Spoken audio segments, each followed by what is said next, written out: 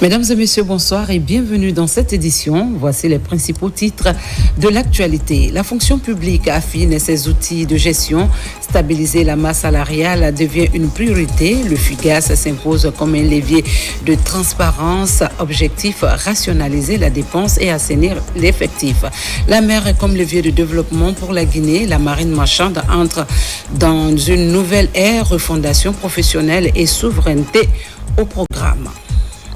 L'OIT forme les travailleurs du secteur informel, migration, droit et accompagnement. Au menu des sessions, un projet régional pour renforcer les compétences locales. La Guinée s'aligne sur les standards internationaux du travail. Merci de nous rejoindre dans cette session d'information. Le ministère du Travail et de la Fonction publique entend renforcer l'implication des contrôleurs financiers dans la mise en œuvre du FUGAS, le fichier unique de gestion administrative et de la solde. Réunis à l'initiative de la Direction générale de la Fonction publique, ces acteurs se sont appropriés les mécanismes de ce dispositif stratégique pour un paiement plus efficace et transparent des fonctionnaires et contractuels de l'État. Mamadi Terna Kamisoko.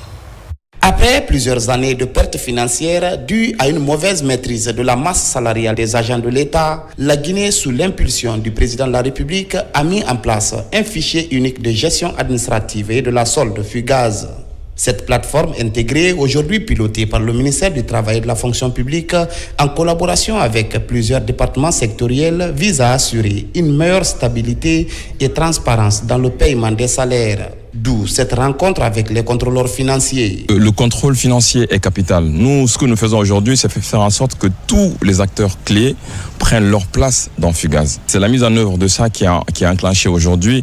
Au lieu qu'ils soient en aval, ils seront en amont. Et les conséquences positives de ça sont qu'on va détecter beaucoup d'irrégularités, beaucoup d'anomalies qui aujourd'hui fait des rentrées d'argent énormes à l'État, parce qu'on fait des économies, effectivement. Donc c'est un changement majeur aujourd'hui. La mise en œuvre du FUGAS a déjà permis de détecter des cas de double paiement de primes dans certains services, ainsi que des rémunérations excessives versées à certains cadres en dehors de tout contrôle. Pour le ministre du Travail et de la Fonction publique, la masse salariale étant un poste de dépense particulièrement sensible, sa maîtrise passe nécessairement par un processus d'assainissement constant et rigoureux. La plateforme mise en place permet de gérer le recrutement, la gestion de la carrière jusqu'à la mise à la retraite et la gestion des pensions. Et au niveau de la gestion salariale, il y a une interface que nous avons développée pour permettre à certains acteurs qui interviennent dans cette chaîne de jouer leur rôle, notamment les contrôleurs financiers, pour leur permettre d'entrer dans le système de gestion, de vérifier désormais tous les états des salaires dans leurs moindres détails pour relever les anomalies et valider la fiabilité des opérations de paiement des salaires sur la base de la gestion du fichier des agents de l'État. Déjà, les missions de contrôle de la présence effective des agents à leur poste, déployés sur l'ensemble du territoire national, ont révélé l'absence de plus de 6 000 agents dans les secteurs clés comme la santé et l'éducation. C'est pourquoi l'implication active des contrôleurs financiers dans le dispositif FUGAS est devenue indispensable pour renforcer le contrôle et garantir l'efficacité de la réforme. Partenariat stratégique entre la Guinée et la France, signature d'un nouvel accord de près de 20 millions d'euros entre les deux pays, un financement destiné à améliorer l'accès à l'eau potable en zone rurale, une initiative saluée comme un engagement de la France pour soutenir les services sociaux de base. Mamadi Gazama revient sur les détails de l'accord. C'est une enveloppe de 20 millions d'euros que la France accorde à la Guinée sous forme de prêt. Le montant devra servir à offrir de l'eau potable aux populations rurales.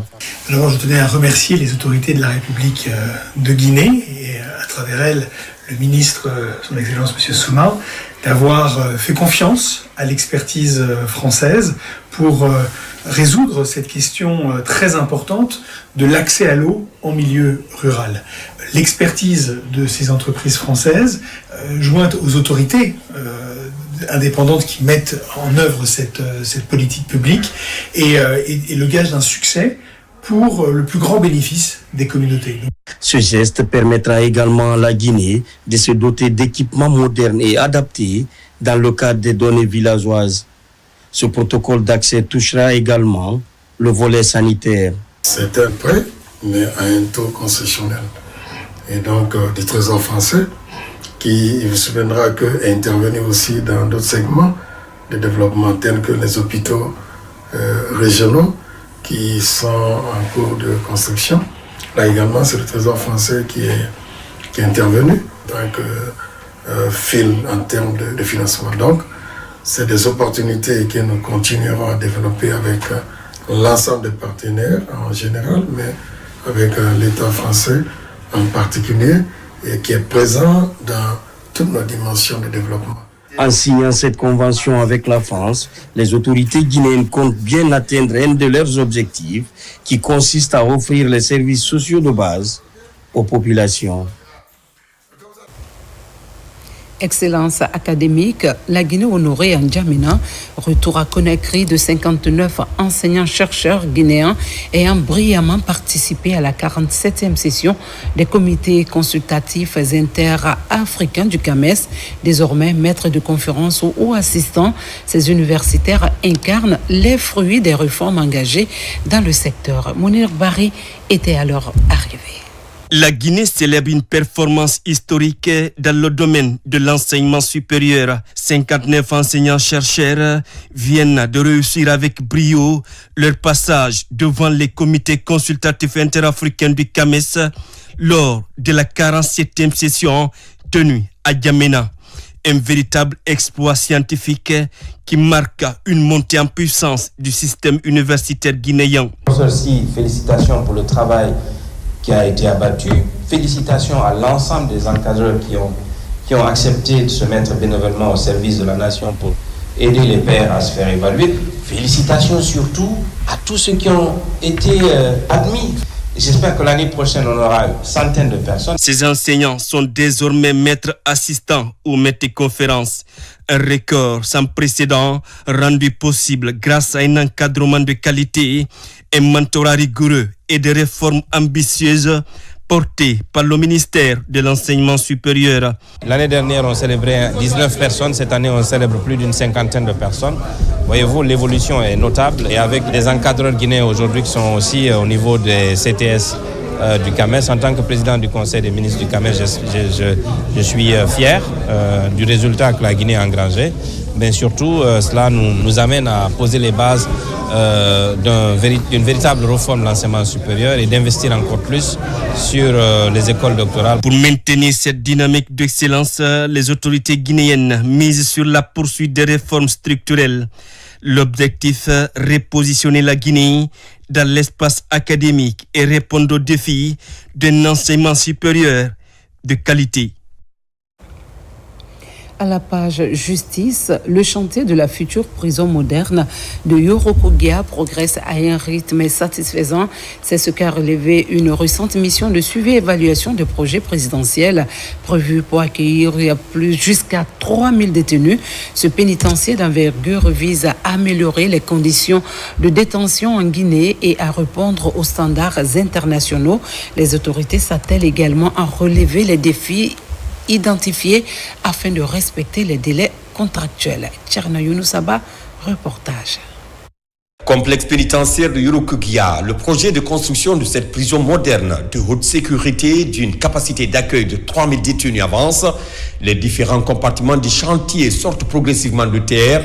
Après donc la finalisation des 4 fondations des blocs de détention et de celles des centres de formation, l'heure est à l'élévation des poteaux pour le coffrage futur de la dalle. L'entreprise quand même est en avance par rapport à un taux de décaissement qui constitue un défi, mais avec la visite aujourd'hui conjointe du BSPP, les défis sont déjà repérés et nous allons nous mettre à l'œuvre pour lever ces défis. Sur le terrain, une mission conjointe du suivi-évaluation des projets prioritaires composés du bureau de suivi des projets prioritaires de la présidence, du bureau de stratégie de développement du ministère de la Justice ainsi que de la Direction nationale des infrastructures judiciaires. Il s'agit d'évaluer les travaux, y compris la route d'accès, et identifier des obstacles susceptibles de ralentir l'exécution du projet. Nous sommes satisfaits de l'avancement des travaux, même s'il y a des défis. mais qui sont surmontables et nous allons assister le ministère et l'ensemble des acteurs à surmonter ces défis-là. Nous sommes un bureau d'appui donc, qui fait le suivi des projets prioritaires donc, du président de la République, qui a bien voulu en tout cas dans la mise en œuvre du programme Simandou 2040, donc dans son pilier 3 infrastructures, donc doté le ministère de la Justice et des Droits de l'Homme, donc d'une prison moderne qui va permettre en tout cas d'élargir et d'accentuer la capacité de détention. Donc, le délai sera respecté. On compte finir ce projet dans 7 mois, maximum dans 8 mois. On compte finir le projet si, bien sûr, toutes les conditions sont à nos dispositions, surtout sur le plan financier. Au niveau de la route d'accès, nous avons réalisé des ouvrages de franchissement, les 2 dallos, pour pouvoir faciliter le passage des véhicules et le passage des riverains. On a un très bon soutien, nous sommes vraiment satisfaits du ministre et de son ministère. Nous sommes vraiment satisfaits de la collaboration. Ce projet d'envergure marque une étape importante dans l'amélioration des infrastructures pénitentiaires. Il va répondre ainsi à une urgence humanitaire de détention de Yorokogia. La mission conjointe a également effectué une mission d'inspection au chantier de palais de justice de Dubreka.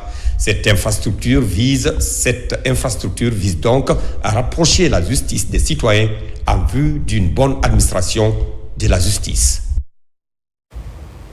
Modernisation, sécurité, développement économique, la marine marchande guinéenne amorce un tournant. À l'issue d'états généraux, le secteur maritime s'engage dans une transformation en profondeur portée par la volonté du gouvernement du général Mamadi Doumbouya. Cette réforme vise à bâtir une marine marchande innovante, compétitive et à la hauteur des ambitions économiques du pays. Le point avec Souleymane Kamara. Tenue des états généraux de la Direction nationale de la marine marchande, un atelier stratégique destiné à redessiner l'avenir du secteur maritime guinéen. Il est placé sous le signe de l'innovation et de la refondation. L'initiative a regroupé les responsables du ministère des Transports ainsi que les cadres techniques de la marine marchande. Objectif, établir un bilan exhaustif des actions passées et redéfinir une feuille de route ambitieuse pour moderniser et renforcer l'efficacité du secteur. L'organisation de cet atelier répond en effet à un double impératif.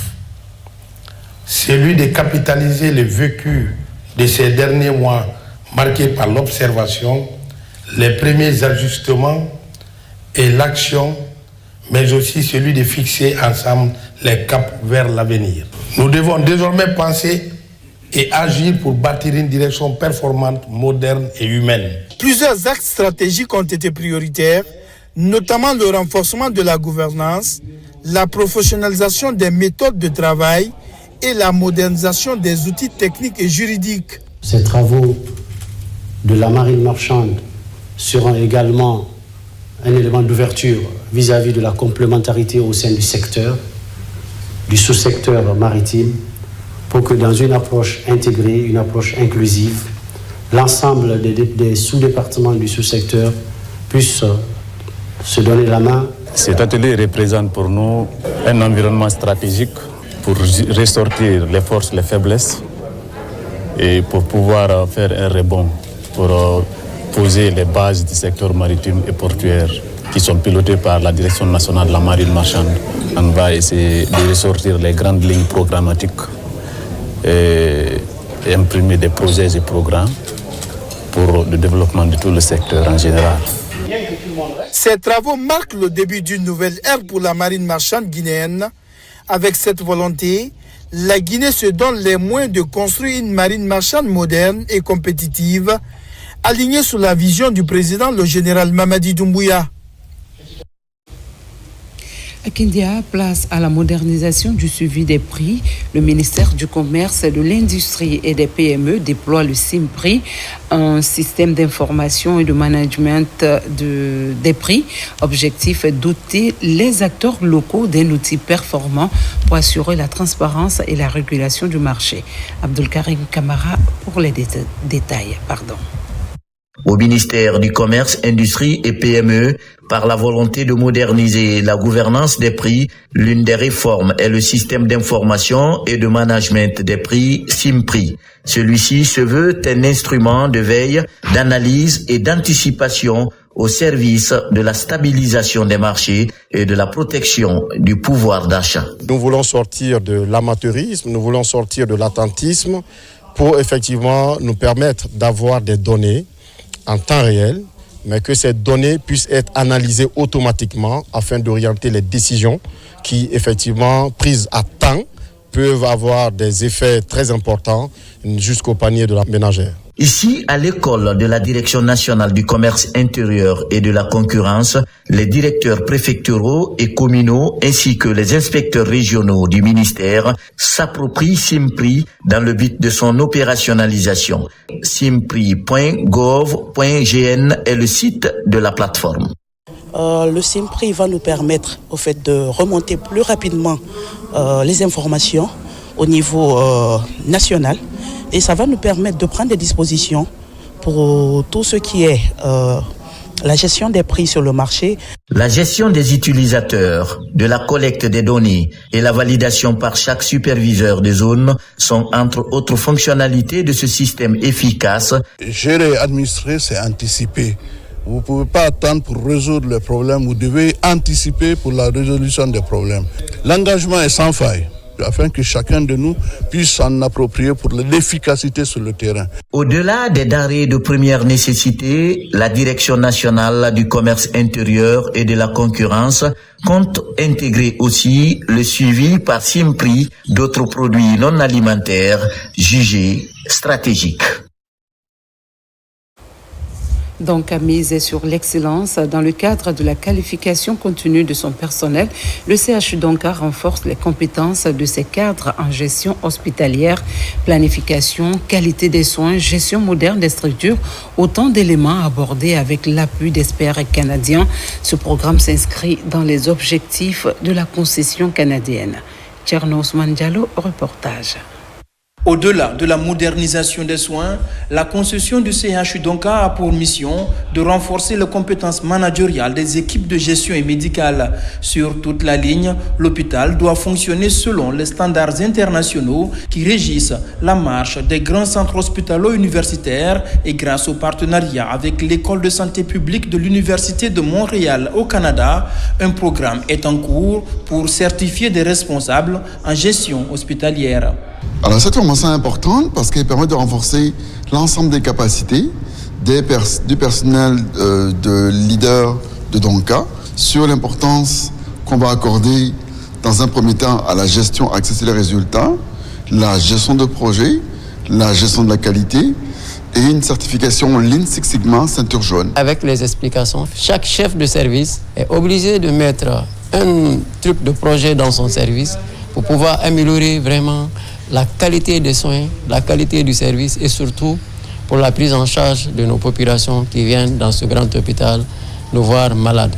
Avec cette initiative, le CHU Donka donne aux responsables à différents niveaux les outils nécessaires pour mieux planifier leurs tâches et encourager la culture de résultats. Cette formation a pour objectif de doter nos chefs de service, nos professionnels de santé de compétences en gestion hospitalière en vue d'exercer dans leur service, mais aussi en vue d'atteindre les objectifs de la concession qui est vraiment de faire de l'hôpital national Donka un hôpital moderne. Ces 3 dernières années, de multiples investissements ont été effectués en faveur du capital humain au CHU Donka dans plusieurs domaines. D'autres initiatives sont annoncées tant au niveau local qu'à l'étranger pour former le personnel conformément aux engagements de l'équipe dirigeante actuelle.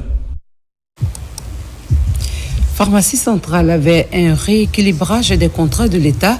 Le Conseil national d'administration de la pharmacie centrale de Guinée s'est réuni en session extraordinaire. À l'ordre du jour, l'examen de la situation des contrats publics liés à la fourniture de produits pharmaceutiques.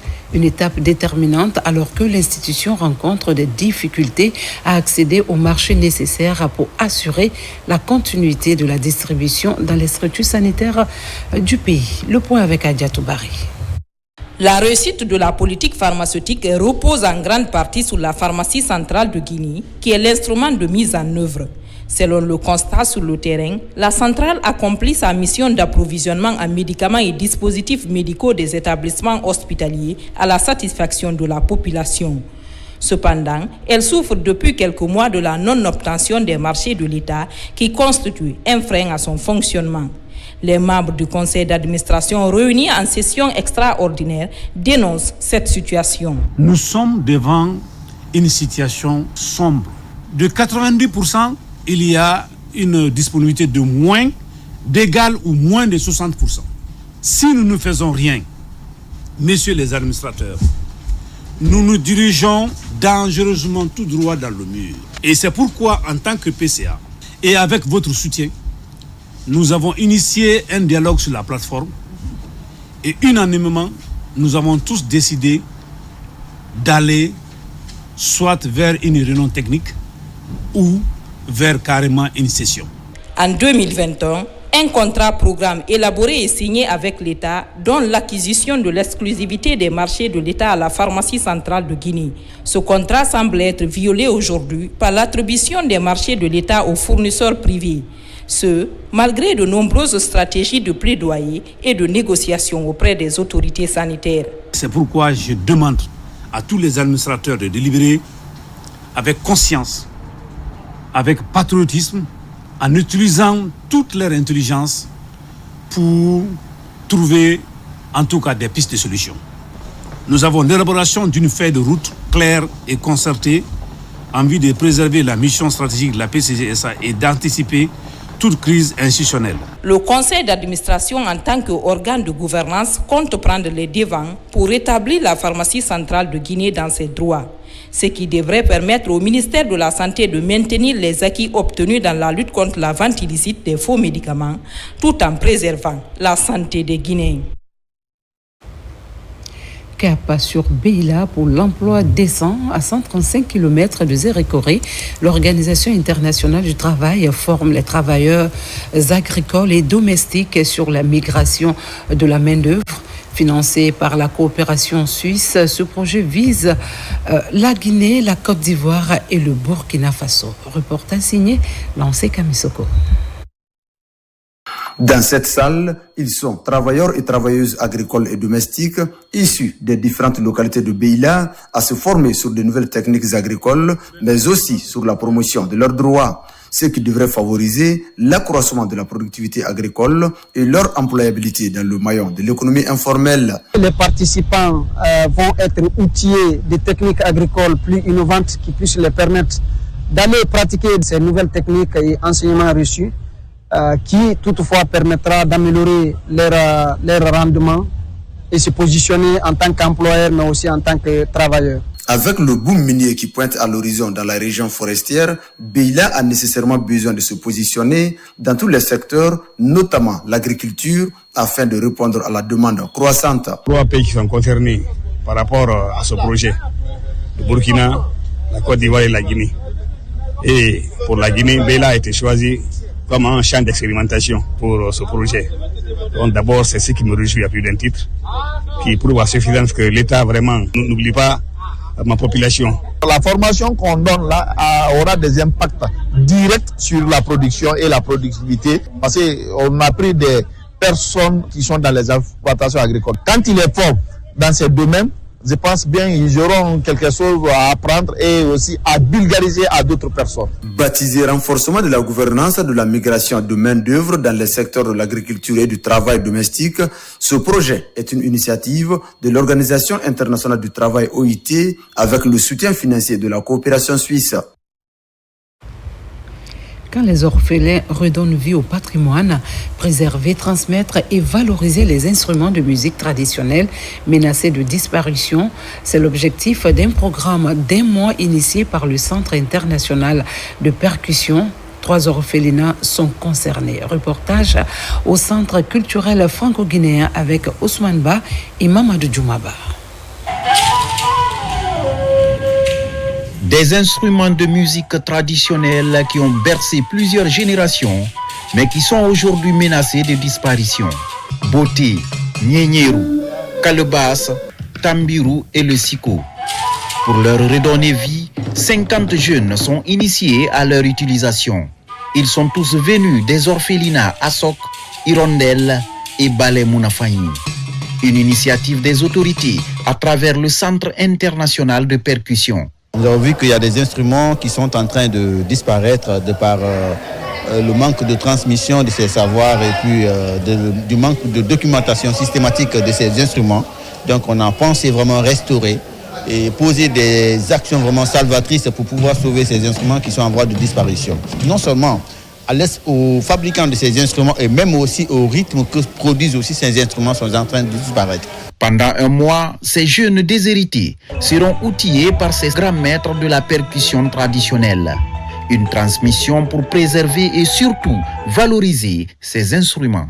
À travers cette belle initiative, ce sont des savoirs ancestraux qui sont remis à l'honneur et des instruments menacés comme le boté, le nyengéru, le tambiru, le siko, qui retrouvent leur voix, et des jeunes souvent éloignés de l'accès à la culture, qui découvrent une nouvelle voie d'expression, de dignité et d'espoir. Cette initiative va aussi contribuer à encadrer ces jeunes déshérités et va également être bénéfique aux instrumentistes, aux amateurs et aux fabricants.